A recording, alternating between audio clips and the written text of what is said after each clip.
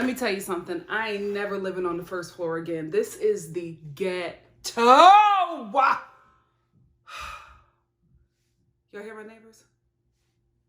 Why? Hey guys, let's get right into it. No, let's not. How you guys doing? You're okay? I'm not. I'm better now. I took some time off because a lot has happened in the world. But mother's feeling a bit better, and with the, little bit of joy that I have, I want to share it with you guys, because I know if I'm going through it, I know a lot of you guys are going through it, and a lot of you all probably have more responsibilities, have families to take care of. So listen, if you can stop for a second, hopefully this is not 40 minutes. Listen, I ain't got it in me to do all that editing, but for whatever long time this is, I hope you laugh. I hope you get some wisdom, and I hope, this just brings you some joy. We all need it, right? Anyway, let's just get into Clint and Tracy. I was like, how am I going to segue from the coronavirus to Clint and Tracy? Oh, wait, are they going? Because I heard that YouTube is like not allowing you to say that word, but how am I going to segue from CV to Clint and Tracy? But there's no other way to do it. They've been living like it's the end of the world anyway. So let's talk about Clint and Tracy. So this episode starts off with the last one left off, where Clint was walking into his home to confront Tracy. He walks into the home to confront Tracy, and Tracy is very happy. I don't know if she's high, but she's just like really happy and really relieved. The cameras walk in and she's like, hey, honey. And she's just packing and, doing everything that she needs to do. And Clint is looking distraught. And I'm like, was there a conversation? Like, what happened? Because you two are not on the same page. Clint finally gets Tracy to sit down for a minute. And I'm thinking that they're going to have this really deep conversation about, her going to rehab and them repairing what little relationship that they have left. And Clint goes into this whole, well, I don't want a wife that's a drug addict. Tracy don't want a husband that's on meth. You know what I mean? It is what it is. But here you are. So anyway, I didn't expect this from Tracy. Tracy was just like, well, honey, go get yourself one that isn't. Bye. She pats him and gets up to leave. And Clint, who, is a whole man child, he goes, I believe this, guys. I'm sorry for what I saw and the way Tracy backed up. He goes to hit her. I don't know if he's done it before, but he caught himself and he just starts hitting himself. Sad to say, when I saw this, I was just like, you know what? Clint is definitely that guy that hits himself.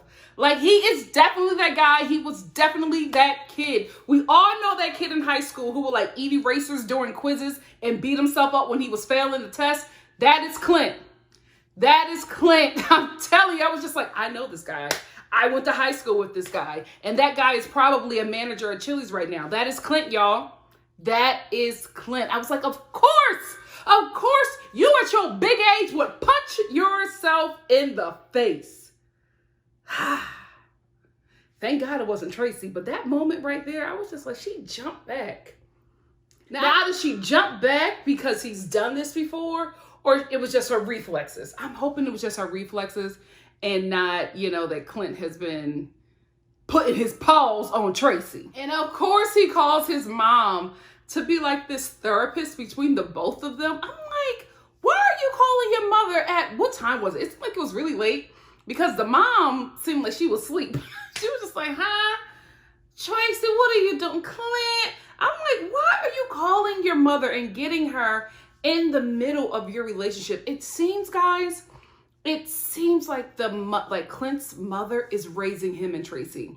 It really, really does. It seems like whenever there's something going on, something that they can't handle, the both of them rely on her.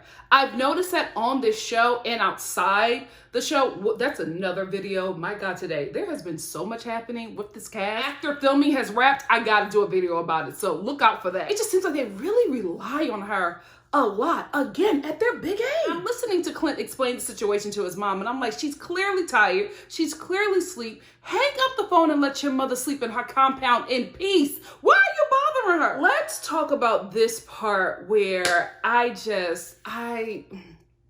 been saying this for a while, but Tracy, I just want her to win. I want her to be in such a better situation than what she's in now and just what has been dealt to her in her life.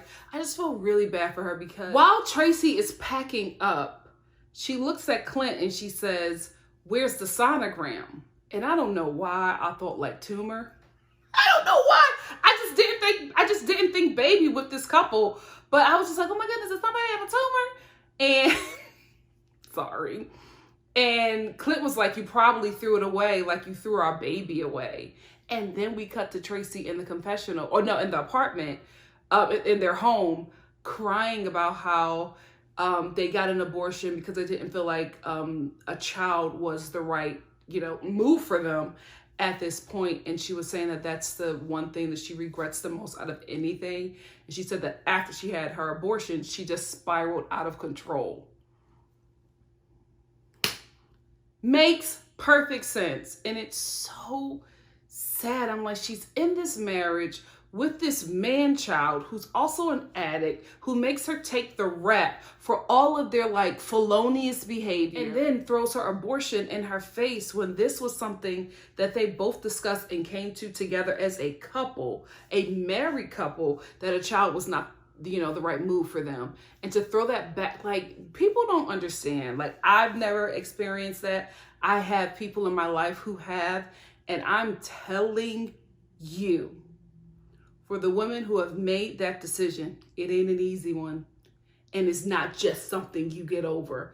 So when Tracy was talking about spiraling out of control and not being able to really handle that and just feeling a lot of remorse and feeling guilt, I got it. I was just like, this makes sense. This couple is not talking about what's really going on. And it's sad that it took this argument to at least get something out of this, like, tragic relationship. Tracy, I hope you never get back with this guy, but as long as the both of them are on drugs, we might see them again in another season, in a spinoff, who knows. But I just feel like this couple is not done. Listen, it must be the quarantine, because this episode, John was looking like extra hot to me, and I was like, how much are the flights to Virginia? Anyway, so Lacey, Shane, and John. Lacey is now kicking her husband out of her home while her ex-boyfriend is like helping her do it. It's so weird because John is somewhere outside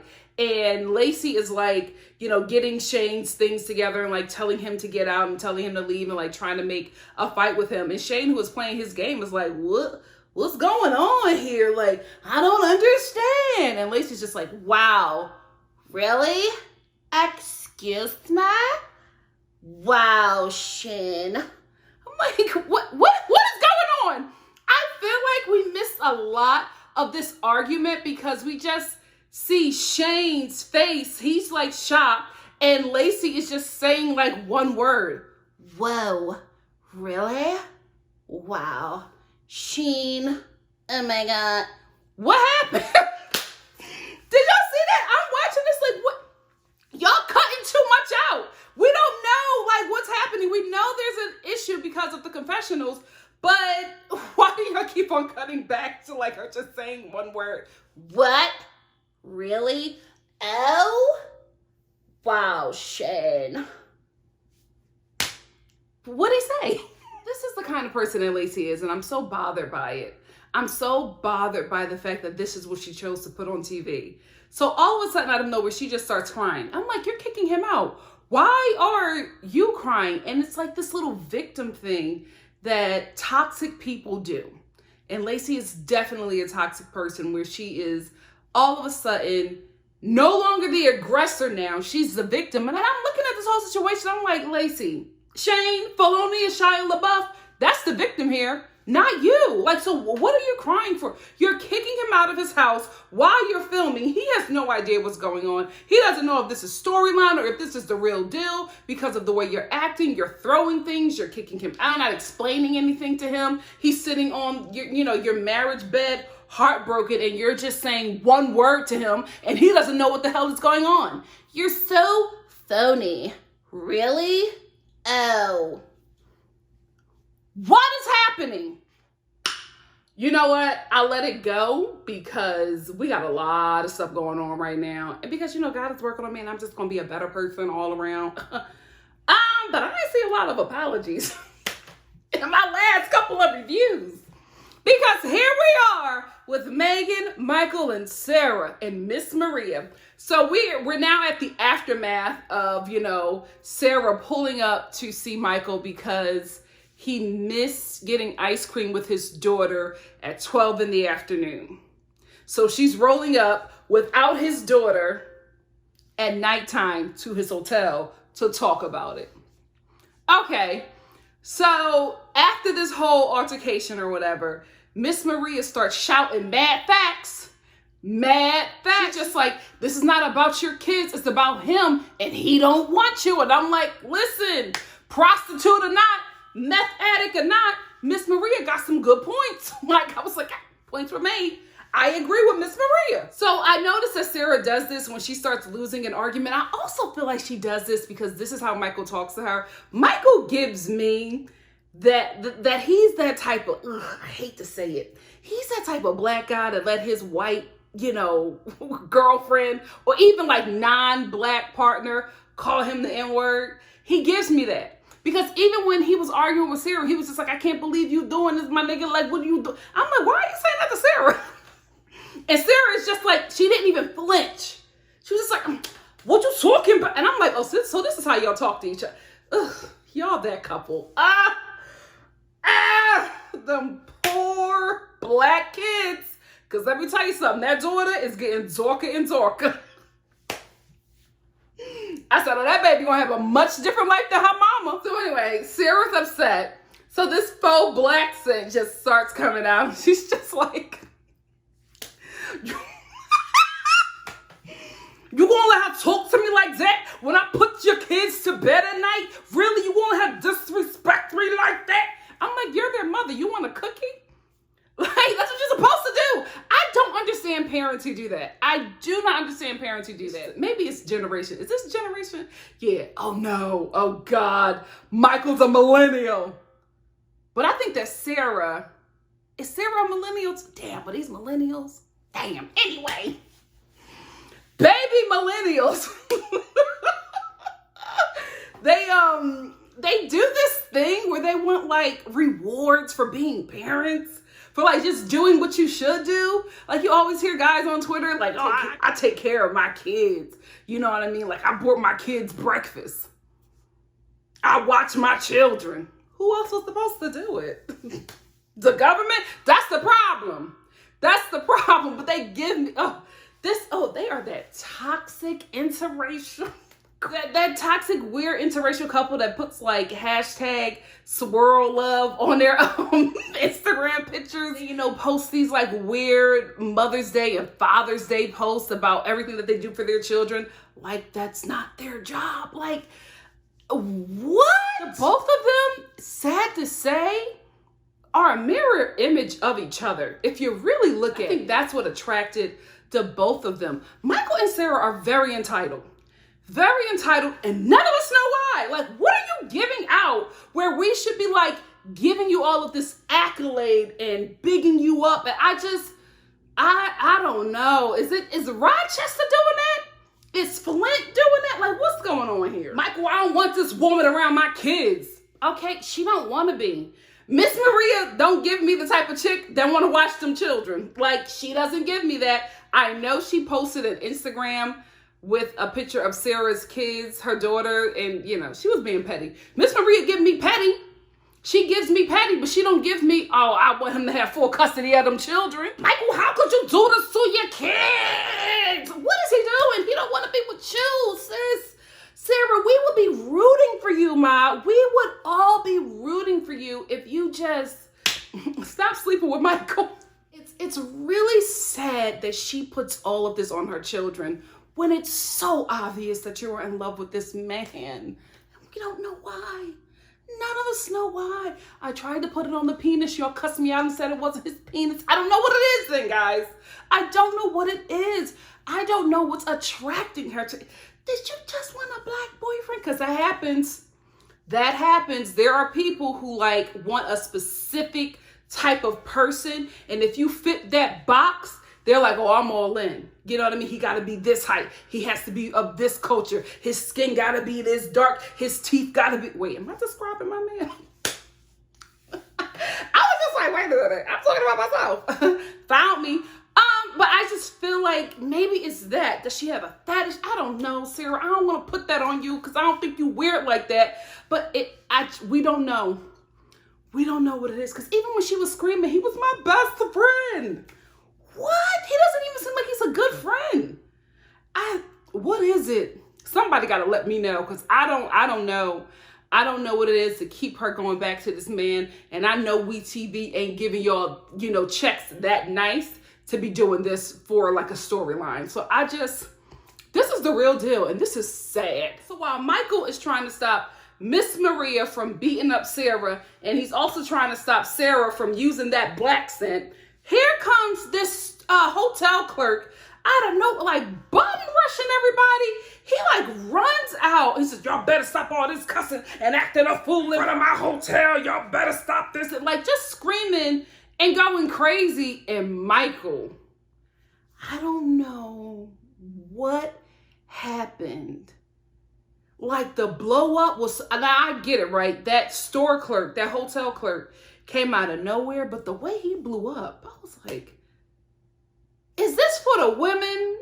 But you knew you couldn't do nothing to them. So all the anger and aggression you were feeling, you took it out on this man who was terrified as soon as Michael popped off. Listen, Michael is wrong about a lot of stuff. But when he popped off on that hotel clerk, I was like, okay, yeah, put him in check. Although I was just like, this is misguided anger. Hey, it is what it is. There's a hotel clerk runs out. I'm like, dude, you getting paid $13 an hour. You ready to risk it all for what? Or did you want some camera time? Because as soon as Michael got in his face, all that tough hotel clerk stuff at the Best Western Inn, what are you doing? You doing all this for the Best Western? As soon as Michael got in his face, he like quickly backed down. And I'm like, oh, where all that go? It was just so uncalled for and unnecessary. Like he just came out of nowhere. And then I'm looking at the production like, why? How did y'all let him run out and get in Michael's face? Like what happened? It just seems like that set is like so unsafe. Because for somebody who's not a part of the cast to run up on a cast member and nobody like intervene until it's like way too late. Some female producer or PA is like pulling Michael off the guy. And I'm like, this does not seem like a safe set. And y'all dealing with felons? WeTV. Now, come on. Y'all got money in the budget for something. Y'all got to protect these people. That was uncalled for. It really was. Like, he should never have been able to get that close to talent. That hotel clerk came all the way from the front desk, passed through 2 doors, and rolled up on Michael. But you know what? It seemed like they didn't need security because as soon as Michael got in his face, that man was like, oh, okay. Okay. I'm like, what you do that for, punk? That's why you didn't sign the appearance release for him, because you didn't want people to know how foolish you look. Listen, I'm a Sagittarius, so I'm working on my attitude because it could get fiery. I'm doing better in my big age, okay? Because ain't nobody accepted that now. Back in the day, like, oh my goodness, girl, you crazy. Now people are like, ma'am, you are grown. Get it together. So I'm working on me, right? But as a Sagittarius, as a fire sign, I will say this. When somebody says, don't touch me, don't touch him, Michael just needed to come down. Everybody was holding him. Miss Maria, that poor little white woman, the producer, oh my goodness, she was trying to calm everybody down and she was holding Michael. That poor woman was just swinging. I was like, oh no, where are the men? Can somebody help this woman? He was so like angry, and I think that everybody like touching him and trying to calm him down and holding him in place. I think, especially probably as like a felon, he didn't like that confinement, and he just, turned up even more. And then, oh my goodness, Sarah, Michael, get in the car, about the quarter caps. She just wanted that moment. She wanted to bring her felon home and have her way with him, but it didn't go like that. Listen, I don't not like Sarah, right? I don't like the fact that she puts everything on her children when it's not about them. That's the only problem I got with her. I will say this though, although she annoyed me, right? Don't like what she do with her kids. I felt so bad for this woman when she watched her husband, who had the choice to leave with her and go home to their children and act like a nice little family, or to go with this woman he just met and stay at another location. He hopped in the van with Miss Maria and rolled off. Sarah was sitting there and she watched this van roll off with her husband in it and his side chick. That hurt me. That hurt me, and it hurt Sarah, because as soon as she saw that truck roll away, tears just flowed down, and she could not stop them things. They was coming down. That was some real hurt. I felt bad for her, because who wants to like be in that situation? And who wants to like go through that while the whole world is watching? Oh, Sarah, I really hope that I'm wrong. I really hope that you're not 37 by the time you finally decide to move away from Michael. You know what? I take that back. I hope you're 37. You know what I mean? Because I feel like you got a long road ahead with you and this man. I think it's going to take you a while to break up with him. So at least at 37, you could still have your life. You know what I mean? You could still build a family with a new dude. I don't want you to be going through this and you decide to walk away and you're turning 50. Like, I want more for you. I really, really do, especially as a young mother raising 2 Black daughters. Ma'am, you got some work on your hands in this nation. So we need you to be, present, and in a good place to really show these young women that they can have the world. And they don't need to be accepting what this man is showing them, even though it's their father. You know what I mean? Like, kids see and take in everything. And unfortunately, a lot of us, repeat the mistakes of our parents because we grew up watching them do it. And a lot of times they never got better. They never learned from the situation. They never did better. They just continued to fail and fail and fail until maybe the toxic person left them. You know what I mean? So I just, girl, I hope you get it. I hope you get it at a time when you could still have your life. You can still have your life after 50. You know what I'm saying? I'm just saying, I want you to be able to have the family that you want without Michael. This girl really craves a family, and I want her to still be able to have that and not waste so much of her life dealing with this dude. But it probably ain't gonna happen, right, guys? Oh, let's pray. Angela and Tony. So Angela and Tony are meeting with the wedding planners for their beach wedding. And can I just say, I was a little taken aback because I'm just like, why in 2019 are these 2 people dressed like the Bernstein Bears? Weren't they? I was looking at them like, this is the attire of Mama and Papa Bernstein Bear. This is the thing, right? Angela, when I start defending Tony, you have messed up really bad, mother. Really, really bad. So Tony mentions that he has one person coming to his wedding, and it is his really good friend from prison. Listen, even in prison, you're still a human being. You're still gonna make friends and boyfriends or, girlfriend, whatever it is. Life don't stop. You just locked up. So he wants his really good, I even think he said that Andre was his best friend. He wanted him to be at his wedding as his best man. She got a problem with that because Andre's a felon. Listen, Tony has spent over a decade in prison. Most of his adult years in prison. All of his friends gonna be felons, Ma. All of his friends are going to be felons. It is what it is. I get that maybe with his parole he can't associate with them, but what we gonna do? That's his friend. He wants somebody there. And obviously for Andre to be here and to be filming scenes with him, there was some kind of loophole that the show was able to get around for him to be with Andrea. Maybe, wait. Oh, I think it probably is maybe Andre. Wait, are you still a felon even off of parole? I don't know, but there was some loophole that the show was able to get through for Tony to be able to, film with Andre. So it wasn't a problem with his PO. So why is it a problem with you, his wife?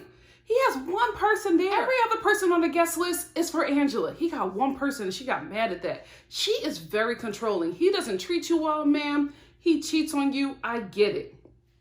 But you made the choice to still marry him. So let Tony be Tony. If you're not going to accept all of Tony, don't marry him. Leave the dude alone. But I think what's happening here, no shade, just honest tea.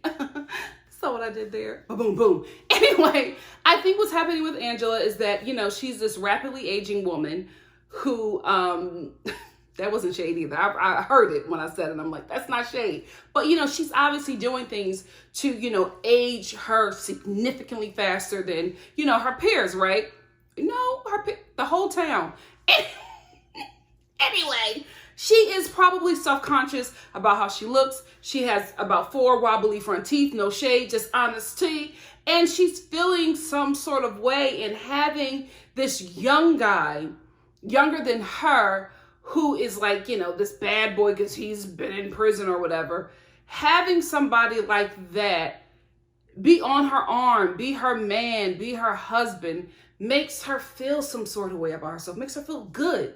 And so she'll take all of these things from him as long as it can make her look a certain way. Because she can break up with him and get, trailer park Jerry Springer, but she don't want to do that, right?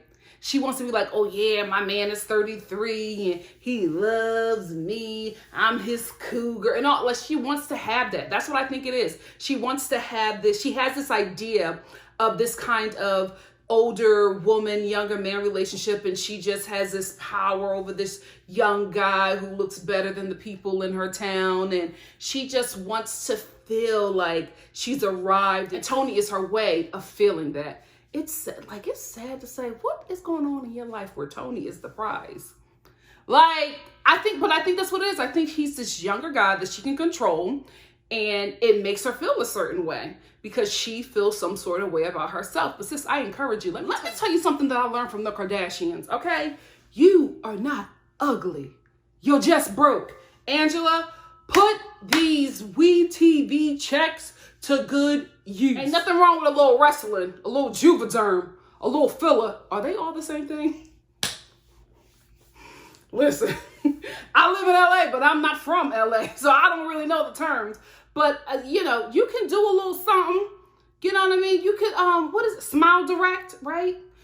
Ma'am, you could do it. You could fix yourself up and go out there and get what you want, or just do a little something so you can feel good about you. You could do stuff to make you feel good about yourself. Don't marry a felon who has an addiction to pimping prostitutes. Like, you could do better. You really, really could. Because she does not believe that, she stays in this relationship with Tony, who is not good for her. And Tony just stays in this relationship because he's paroled to her home.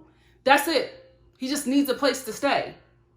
And she just needs something young to make her feel good about herself. Since we're on the subject of teeth, let's talk about Andre. What the hell? When he walked in, I was like, wait, what's going on with that mouth? And then he opened his mouth. I'm like, how did that happen? How is that legal? But also, looking at Andre, looking at how he is dressed, looking at his demeanors, I was just like, okay, I understand Angela, because Andre gives me manslaughter. I'm sorry. It looks like Andre has been in prison for a while after putting somebody in the ground. And to me, it feels like that was the only one he got caught on. I feel like there's some other dead bodies buried around wherever he's from, and he's responsible. I just looked like, when he walked in, I was like, that's a killer. That's a killer. And I was like, okay. Okay, Angela, I understand. The red Timbs alone told me everything that I needed to know. Tony was married at 16? Oh, he needs to write a book. I feel like his life is very interesting. Very, very interesting. He's another one who I think that Ben Affleck, you need to start watching this show, Ben, and you need to start looking at these prisoners, especially the white male felons. I feel like that's your genre, and you could really write something about their stories. Who was the other one? Josh. I feel like Josh. Remember, I read the little excerpt from Josh's book, had Ben Affleck all over it. Get Tony's life, John's life. They give me, like, his writings. That's your crew right there, Ben Affleck, right there. You need to be watching this show. And if you are watching it, like, comment, subscribe, and share. Come on, Ben Affleck, you ain't doing nothing. Get down in the comments and let's chat. Let's talk about Tony's bachelor party. Listen, to the producers, stop putting Trailer Park Jerry Springer in these situations where he's about to get like beat up. Because this situation right here, I was just like, this is no longer funny. You know what I mean? I feel like the producers are pulling him aside, giving him a script of things that he should say. And then when it pops off the way that they don't think it should pop off, everybody gets shook and scared. Because at this bachelor party, why is he there? He's at Tony's bachelor party. He's just looking at Tony. He's like, oh my goodness. You better do right by her, because if you don't, I'm going to break that wedding up. And I'm like, what are you talking about? Like, why even come if you're going to say this? It didn't make sense to me. And when it doesn't make sense to me, it gives me storyline. And I think the producers put him up to that. But I don't think that he was ready for what was to come. Because while he's talking about, you know, making a scene at Tony's wedding, Tony's best man, the killer, was just like, oh, no, you're not going to do that. No, you're not going to, because I'm handling it. You're not walking out of here. I was just like, oh, okay. Okay. And Trailer Park Jerry Springer was just like, oh my goodness. Well, I'm just leave. Good point, bro. Good thing you did that. He got up and left. And then he's going to go like 100 feet away and take a picture on his flip phone to send to Angela. And I'm like, ain't no way Angela saw that picture clearly. Ain't no way she knew what happened unless somebody told her. The producers told her. That whole thing just seemed very set up to me, because Angela appears out of nowhere. She drags Tony off. She's like, I can't believe you're doing this to me. I just didn't believe it. I didn't believe it. I think the only one who did not know about that scene was, or what was about to happen, was Tony's friend, because the way he was acting, he was just like, no, you're not, that's not going to happen. I promise you. Listen. When a black man with a mouth full of gold teeth and red Timbs says that he promises you, believe him. Believe him. So that's all I wanted to talk about in this episode. Stay tuned for the season finale of my review. What? My review. Child, I've been in this house for a week now. Help. My review of the season finale of Life After Lockup. Stay tuned. It's going to be somewhere in this video. I don't know where, but it's gonna be in here.